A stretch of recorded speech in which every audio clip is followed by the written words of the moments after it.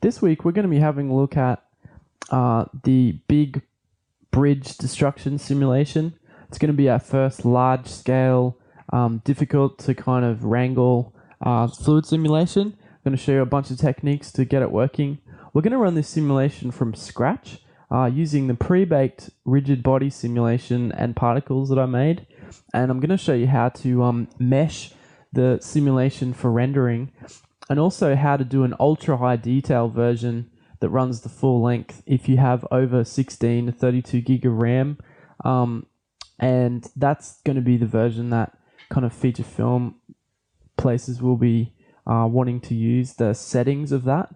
So for the rest of everyone, I've set this scene up to work on a sort of mid-range laptop, so you shouldn't have any troubles loading and working with this scene. So let's get started. So the file we're going to open is chase sequence version 2, and that is the in the week 6 program exercise folder. So I've got the exercise saved over several versions so that you'll be able to load a future version if you're having difficulties with the step that you're at. But this version has no Bifrost water whatsoever loaded into the scene, so you shouldn't have any problems opening it as a mya218 file. So I'm just going to run you through the different parts of this scene so that we can have a look at it. Basically, it's a pretty straightforward scene. There's basically a helicopter driving down a rickety wooden road, and then we've got James Bond in his Aston Martin driving down the track, and the helicopter is actually shooting out the planks of wood as the car drives down it, and that is setting up a sort of chain reaction where the planks will fall into the water underneath the bridge, and the car is got to keep ahead of where the bullets are going so that it doesn't sort of fall into the water. The main parts of this simulation are the rigid body geometry, which you can see falling down here, which is made from a bullet simulation using smashed cut geometry that I've made, and then that's been baked and put into a collision sort of path with the water, and it goes the full length of the shot, so you can get the car to drive from one end to the other in a continuous shot without any cuts. The other thing you can do with this simulation that's really handy is if you want to cut it up into 6 or 7 shots from different angles, you can actually just run the one simulation, and then you can reuse it in from different angles as if it's a real live action scene. And that's one of the ways that real pyrotechnic shots are done in the physical chemical days, where they'll blow up a bridge or a miniature or something, and they'll shoot it from 15 different angles, and then they can intercut between them and show the explosion in slow motion. So the rigid bodies are the larger chunks with the keyframes on it, and the smaller debris chunks you can see here are the instanced splinters. The bullets I've got hidden, and it's important to note what's hidden and what's not in this scene as you're working with it. The bullets are going to be used as collision objects to interact with this Bifrost fluids. So they've been hand animated in a random pattern to actually shoot up through the wood, and these locators are supposed to be the positions of each bullet as it strikes the timber. So you can put in better particles or rigid body simulations as you want to, and all you need to do that is to delete the keyframes off them and set them as a new bullet rigid body dynamics object, and they'll fall into the water. So you can see here that the keyframes, every single frame of those keys for those rigid body objects has been pre-baked. We're not actually running a rigid simulation in this scene. So there's three different parts of the wood hierarchy that I've separated out. The first one of the ones is undamaged wood. So the undamaged wood isn't part of the rigid body simulation. So rather than have all the wood fall into the water, I thought it was a bit more realistic if maybe some of it did and some of it didn't, so it didn't look completely fake. So the undamaged wood actually stays put, and it's a it'll be a collision object for the water. The bridge supports is also a collision object for the Bifrost liquid, and it actually is the support structure that holds up the planks. And debris hit, that's the actual particles that I've hidden that are used for the wood chips. So as the bullets fly into the deck, you can actually see that there's tiny little bits of geometry like that follow the position of the bullets as the guns are shooting the wood, and that is a good indicator of the start of a particle setup. So this isn't by any means meant to be a finished movie quality shot. It's just a basic idea of the kind of elements that you would have in a kind of Bifrost scene that you would piece together. And the dust is a particle based emission that'll probably something like Renderman spheres or sprites, depending on what rendering engine you're using, or clouds or something like that, to make a wispy, transparent sort of particle that trails off the wood chips as these explosions blow up. And definitely in compositing, you'd be having guys using pyro and smoke elements and comping that into the scene using deep compositing layers.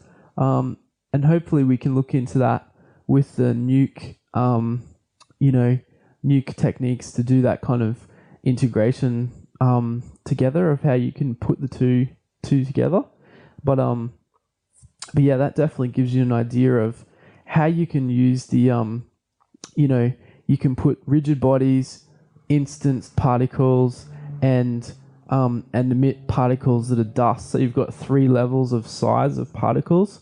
You've got the big particles, the big debris is rigid body dynamics.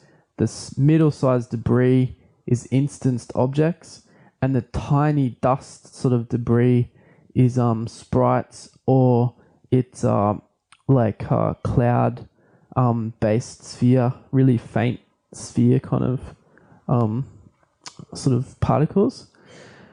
So anyway, that's just set up there out of interest. Just it doesn't affect the simulation, but it's just there so you guys can have a play around with it and use different instance objects or do whatever you want with it. The other thing that would probably be added in addition to this, but I left it out for performance reasons, is Maya fluids explosions for the bullet hits. So on the top of the timber, you would definitely probably see some pyro Maya bullet hits that would have pyro bullet hits comped over them, or they might be used by the compositor or not used, depending on how good you can get them to look. But that's another element that potentially would be added into this kind of effects scene. And with effects passes, it's really at the compositor's discretion as to which layers he wants to use and what live action elements he mixes over the top. So, if this was an ILM shot, I'd do my best to do the fire, the bullet impacts, the bullet dust, the bullet smoke, the rigid body dynamics, and the water.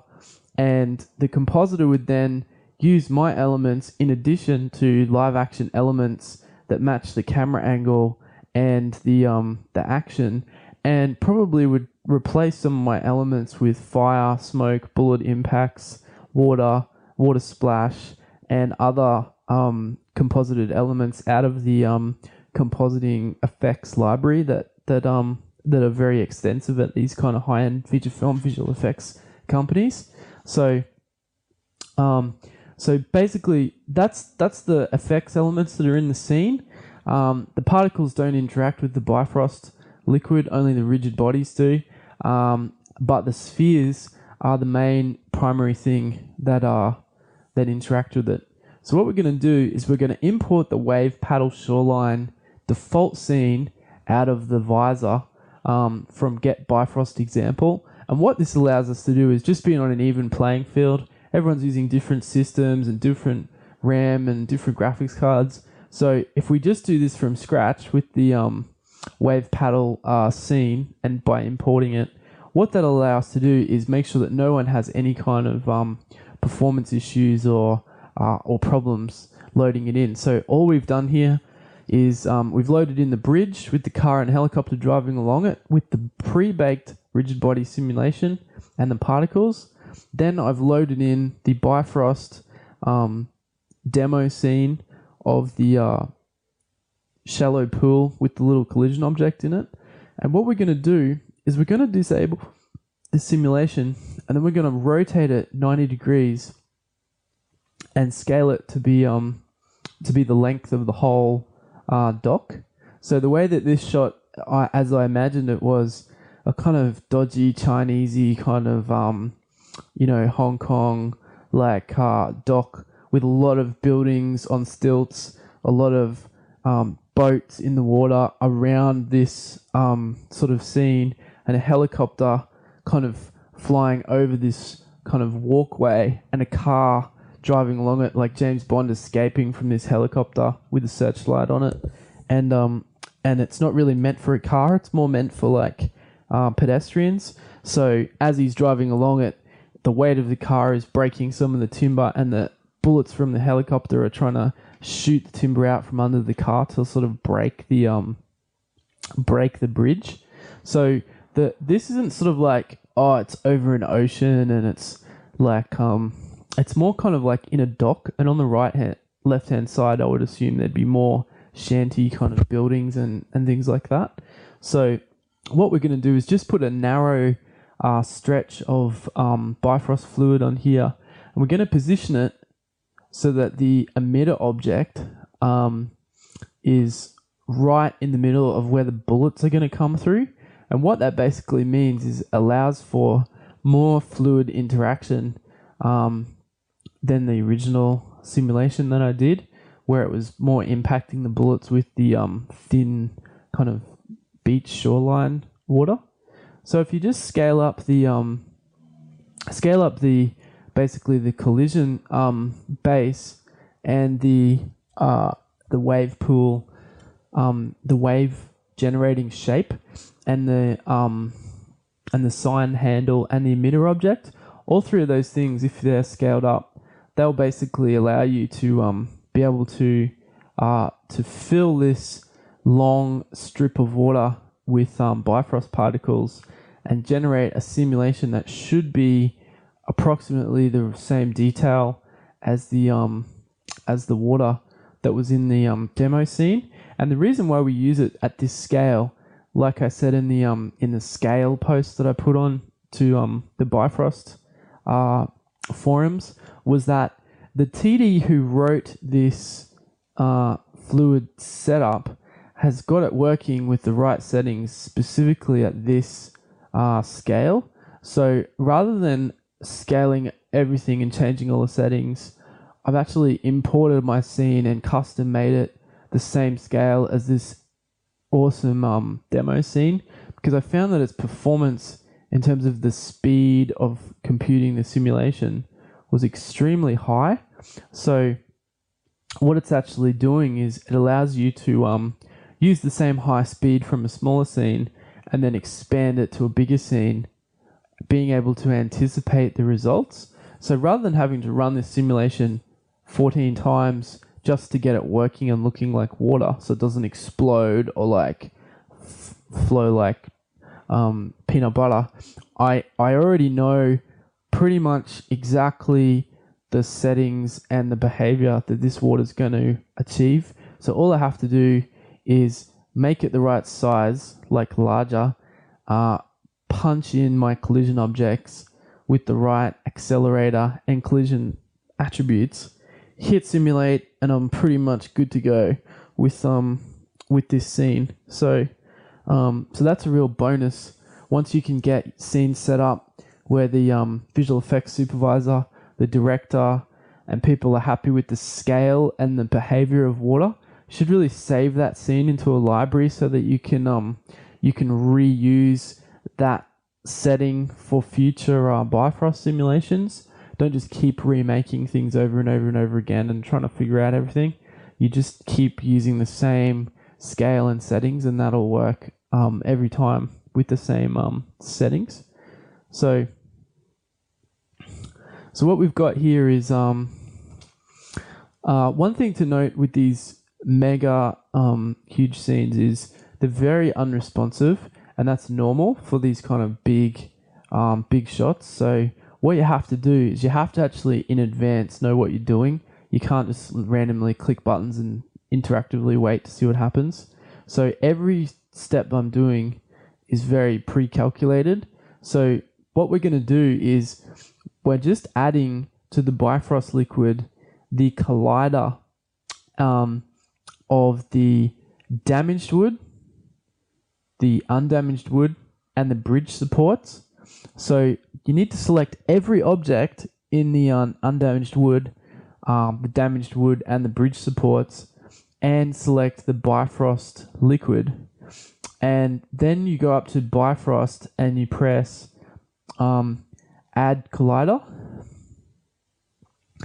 And once you've done that, those bits of geometry will interact naturally with the Bifrost liquid. So you'll get an automatic behavior and response and animation from the water based off the animation that you've already done with the geometry. So all the hard work I did with the super excruciatingly annoying bullet simulation will be able to just get me free water animation by having that collide with the water. But you just have to make sure that you have the correct settings for your collision. So what we're doing now is we're just adding the bridge supports to the Bifrost liquid. So we're going to add that as a collider.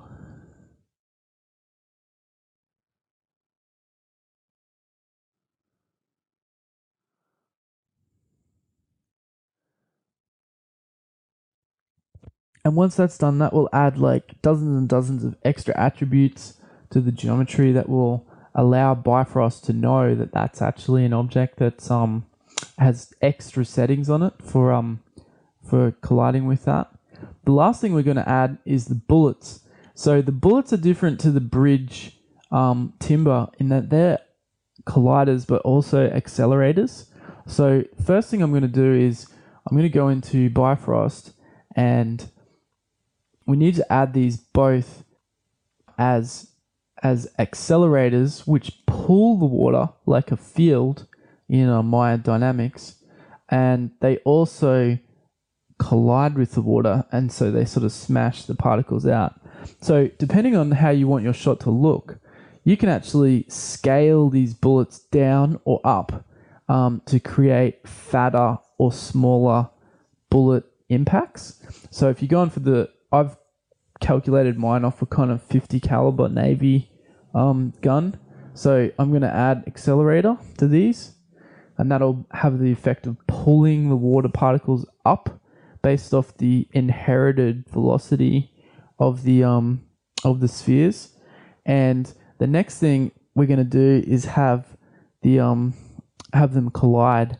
And I'll show you the settings that I've got in there because that's really important, and we don't want to have to test these settings. We've already tested them in the earlier small scene that we did.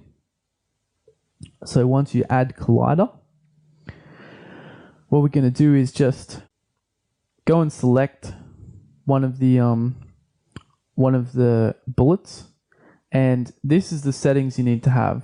Mine are already in there because I've run this scene previously, but basically the settings are the Bifrost accelerator influence has to be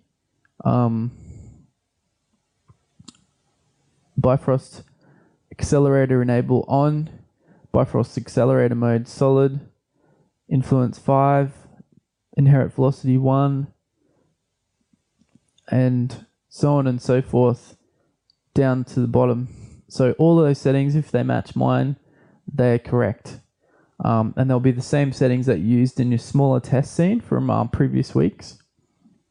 Alrighty, so now you've got your scene pretty much set up and ready to simulate. So we have the bullets acting as accelerators and as colliders. We have the wave pool emitting the fluid and setting it up to start on frame 1 or frame -50, depending on how much pre-roll you want. And we have the wave generator as a collider. We have the bridge supports, the rigid body dynamics, and the stationary boards all set up as collision objects. So the water's going to interact with everything that's in this scene, except for the helicopter and the car. So one thing I've noticed in these water scenes is you want to have a bit of pre-roll so you can start the if your animation starts on frame 1, you want to have the water already in a natural motion from frame 1. So we're going to put 50 frames of pre-roll onto this water. So the start frame is -50 for this. You can display particles or voxels, but it's a good idea to have them maybe turned off when you're simulating, just because your graphics card's got to load them into the screen. Now, for these mega big scenes, it's very important that we know not to turn on the RAM cache. Yeah, so we have to use a disk cache and disable background processing. The reason why scratch caching and background processing can't be used is because each frame of this simulation will be over 240 megabytes per frame. So if you don't use the disk cache, you're going to run out of RAM after about 8 frames, because unless you've got 160 gigabytes of RAM in your workstation, there just isn't enough RAM to fit the amount of megabytes of particle cache data that's in there. So what I'm setting up here is I'm setting up a new folder that overrides the directory for the cache, and I'm calling it week 6 cache. You won't have this on your computer because it's going to be like 46 gigabytes, so it's not going to be uploaded. You'll actually generate this when you simulate the scene. So we've got in here enable disk cache. So this is not a scratch cache. It doesn't load into RAM. This just loads it as you are after you simulate it. It'll load it per frame, so you can play blast it and things like that. So we've got the directory selected. The cache name is going to be entered here. So we're just going to put in a new name. It's simple. And then it's set as a BIF format. I want this to start at -50 and end at frame 190. So I've got a nice long section of particle cache. This is set pretty low detail. It's set at 0.2 voxel size. The instructions say 0.08 is a good size. So this is going to be a pretty fast simulation. That's not going to take 14 days or anything like that. Should be ready overnight. And once you press create, you can run that at night and beef up the settings if you like, depending on how much RAM you've got. And the next day, you should have a simulation that looks like this. So make sure you get your viewport 2.0 settings as awesome as they can look.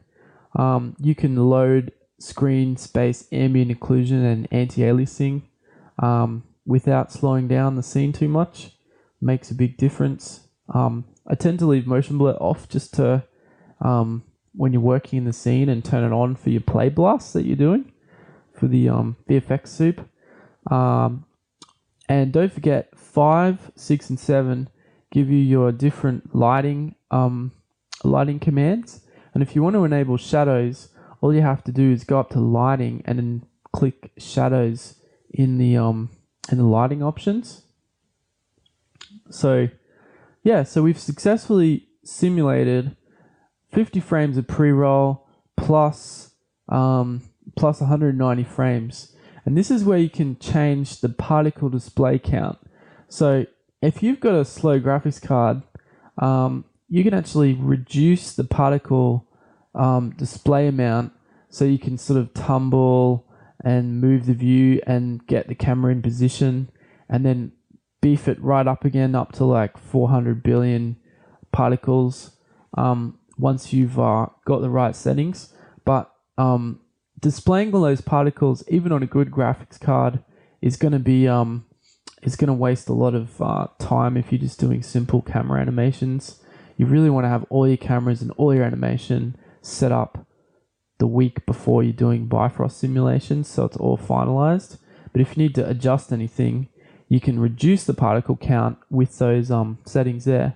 So this is a pretty basic graphics card, and you can see that I can easily tumble this view with maximum particles enabled without too much problems.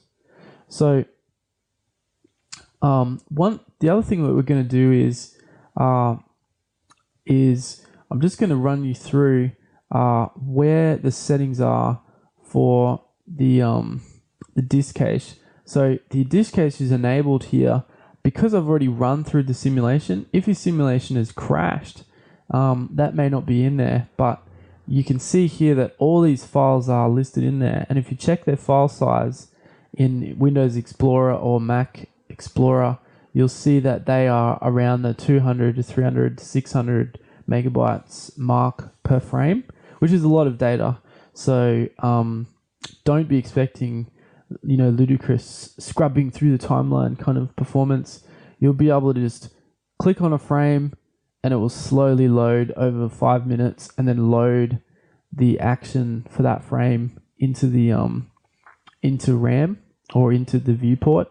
So expect kind of pretty slow performance, but all your details there, and you can totally see how awesome the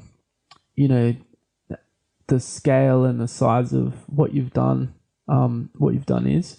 We can easily see here the the water bullet impacts as they're coming out of the water, and at the back we can see the wave that's being generated from the falling debris that's coming out the back.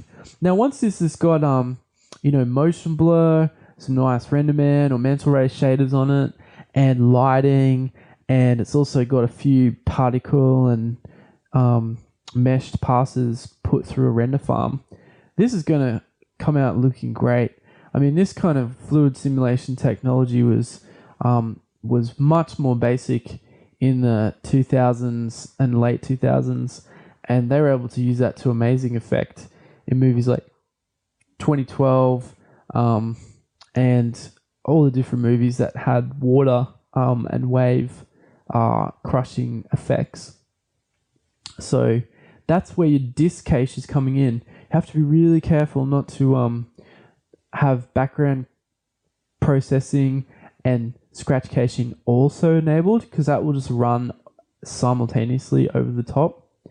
So now we're going to have a go of Bifrost meshing.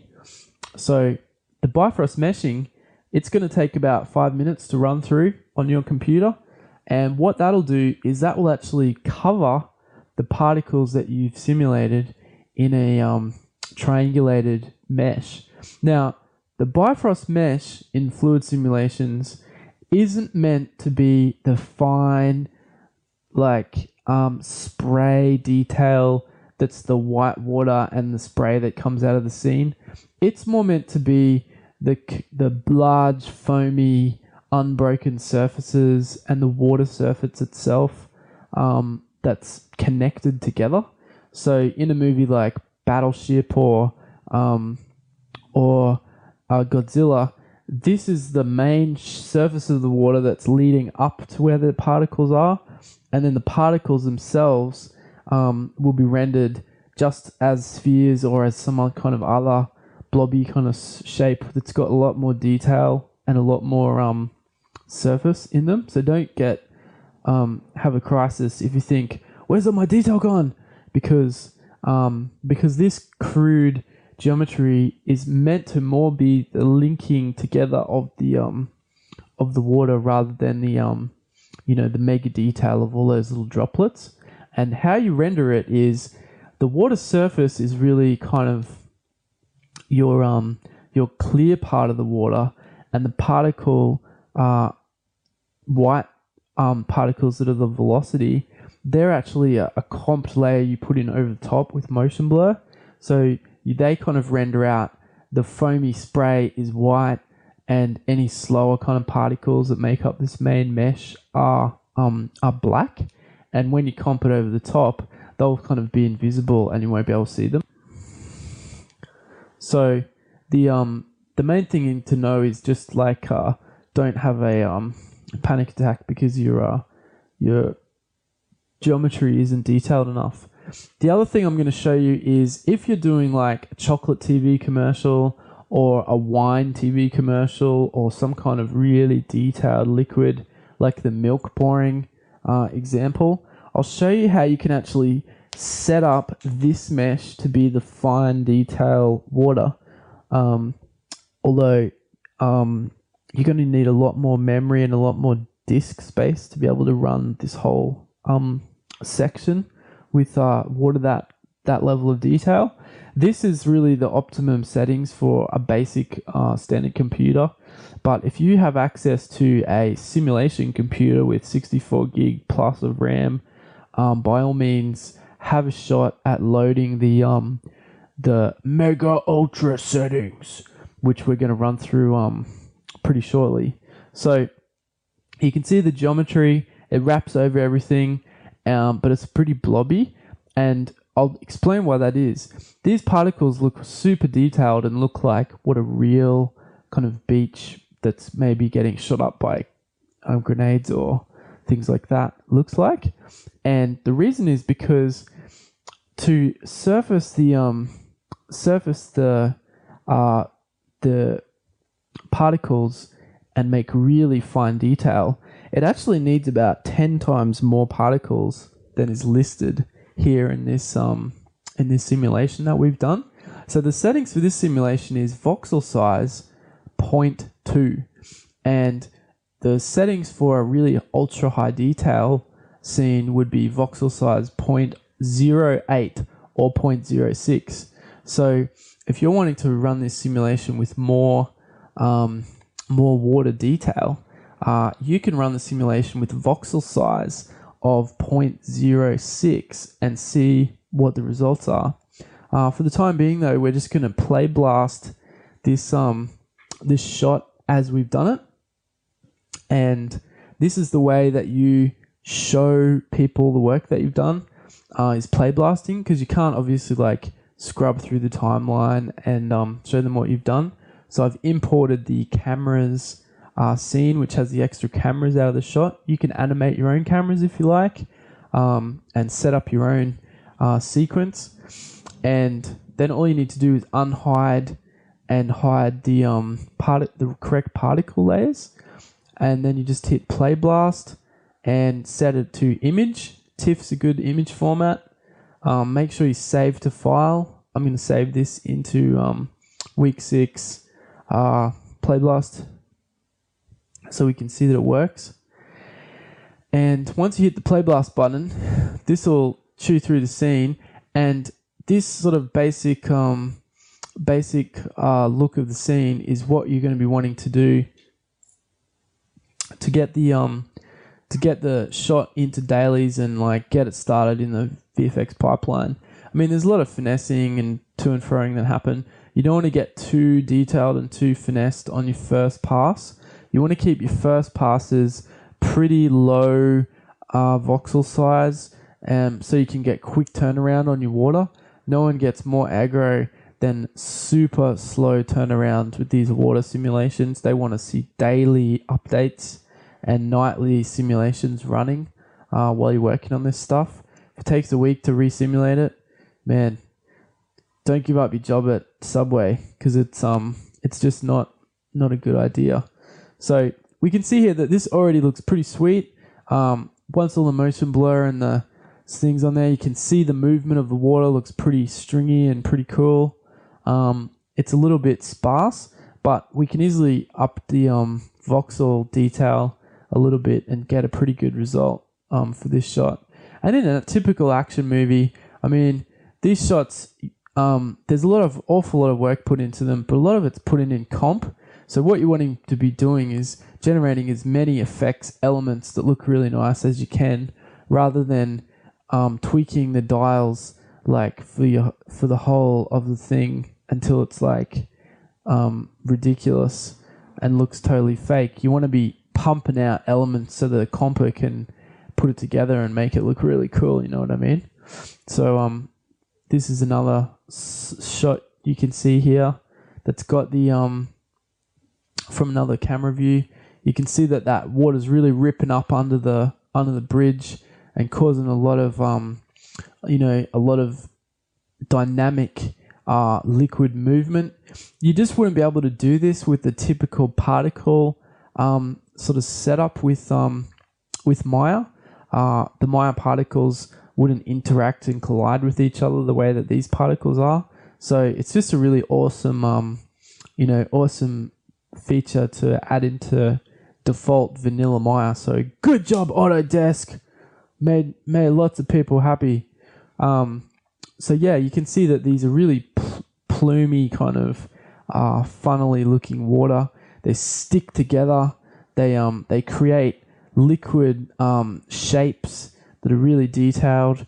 And the fact that you can simulate the whole length of this bridge in under 4 minutes a frame is just phenomenal performance. I mean, this would have taken ages in RealFlow, and I'm meaning like hours and hours and hours per frame to simulate this many particles.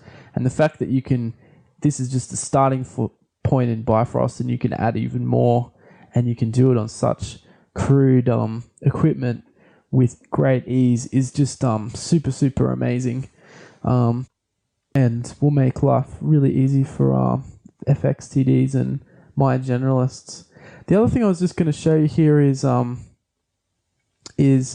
with the droplets that we've made, the droplets are actually most likely these particles as they are.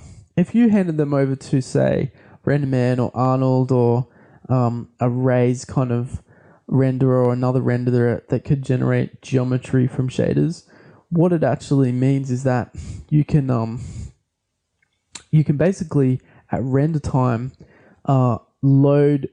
render these particles as spheres. And what that means is you can randomize their radius, you can blob them together in strings, which is what ILM did with their water. You can make these kind of tendrily string structures where the spheres will join together at certain proximities along certain axes. And what that makes is really sharp details. So you can see with the meshing, it actually creates a very kind of blobby, sort of not super sharp edges for the details. But with the spheres, you can see that it creates these ultra sort of flat sheets of water surface. And even if you don't have a really high particle count, which this doesn't, you can see that the surface is actually very, very defined. And once you get the rendering and the shaders working, you'll actually be able to join all these spheres together into a continuous surface and render them like water, which will be great because it'll mean that you don't have to go through this arduous geometry mucking around in the viewport. So the last thing we're going to have a look at is, now for those of you who are luckier to be to have access to the NASA supercomputers because you work at NASA, or massive simulation farms because you work at WEDA, or any other computer hardware that's ultra high in memory, I'm going to give you this super mega scene that you can use to test out high detail water. So in this little notes down here, it says the resolution of this liquid is very low. Lower the master voxel size to 0.08 or lower for better but slower to compute results. So I've set the same scene up with a master voxel size of 0.06. And what we're going to do is compute and cache to disk, I'm using a section because of the memory limitations of a regular computer. But if you've got 32 gig of RAM or 64 gig of RAM, feel free to run this the full length of the bridge or wider and the full length of the bridge with these settings. So what this is going to do is it's going to load in a much more detailed, much more finessed simulation. So this has taken probably about 16 minutes of frame to simulate overnight.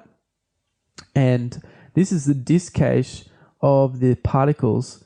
So you can see in here that there's like 80 million particles or something like that in the scene. Because when I load in 50,000, it almost switches off as if they're not there. So there's a lot of particles in this scene. The other thing that I'll note is I've only simulated this from frame 100 to frame 150, just because of the huge amount of simulation time that it takes to load this into a scene. I wouldn't recommend simulating it in sections the way I've done it here. This is just to show within the boundaries of a kind of like the kind of computer that people would usually have access to, how you can sort of run through this. So this is going to really use a huge amount of disk space, massive amount of RAM on your computer. But look at the ultra detail that comes out of this. So I'm just going to punch up the particle count to full blast again. Now, the reason I'm showing you this scene is this scene, because of the extremely large particle count, will actually be able to mesh using the Bifrost mesher with full detail. So what usually happens, and this is the same with RealFlow as well, is you will load in this extremely detailed particle simulation that looks massive in scale, and then what will happen is you'll mesh it and it will look like a milk glass pouring out. So you've got your huge like waterfall of like Niagara Falls flowing down, and then you mesh it and it just looks super tiny, like a little ant is like pouring a glass of water out. And why that is because the geometry is wrapping around the particles. So the problem is you need to create enough particles in the scene for the geometry to be able to create a very detailed wrapping around shape. So where the wave has hit it is created a bit of an error, like a bit of a splash here, but even so you can see the extreme detail of the particle interactions and simulations happening. You really need to run this to get correct results from minus 50, but you can see the huge amount of fidelity and detail in the water in this part of the scene. So what we're going to do is just going to turn on the voxels. So just be prepared for some couple of minutes wait time in between when you display particles and voxels in Bifrost. And you can see here that there's a massive amount of voxel data in there from this new simulation with that settings. And finally, this is the particle meshing. So we've already covered how to turn on the meshing just in the Bifrost liquid. There's a meshing option box, and you can just switch that on. But with this ultra detailed setting, you can see how detailed that mesh is with that many extra particles. So because this shader is a bit difficult to see, I'm going to load in the just a default white blend shader on the water, so we can have a look at it and check out what it looks like with the without the water shader. So this is what the water would look like just with the default kind of like cementy kind of texture on it. And you can see here that there's just a huge amount of geometry data in there that you can see. Like all of that will render as foamy and transparent water. And if you use a nice HDRI map to light this scene, that's just going to look awesome once it's in motion. So don't get too fanatical about, the detail, because it's not really about that once it's in motion with motion blurred kind of particles on it. One big mistake that noobs make with this sort of water stuff is they treat it a bit like modeling, where they're getting this super, super ultra look of the stationary mesh. But when it moves, it doesn't motion blur really quickly and like look really realistic as it's flicking out. So it's more important to get the motion blur and the colors right than it is to get the ultra nice mesh happening. With a blocky mesh, you can still get the better movement and better coloring happening. And even just use spheres as the particles and have them render like that. So yeah, that's the way to do a really detailed mesh if you want to. If you're not happy with the kind of blocky mesh that you get from the voxel settings of 0.2, but if you can do the full length of this bridge at 0.06 or higher, like lower settings, good on you. Post your results on the forums with your computer specs, and it'd be great to see, have a bit of a sort of like computer showdown for memory and things like that, to see who can run the biggest, baddest sim. But on my end, I'm trying to cater for everyone, so we're just going to load in stuff that is going to be loadable on everyone's computer. So that sums up this week's mega high detail big sim classes. Stay tuned next week, and we're going to be covering more exciting Bifrost techniques. We're going to be going into a more of a like open ocean, more oceany kind of simulation stuff. So we're getting off this pyrotechnics kind of action sequence things. But look forward to speaking to you guys then.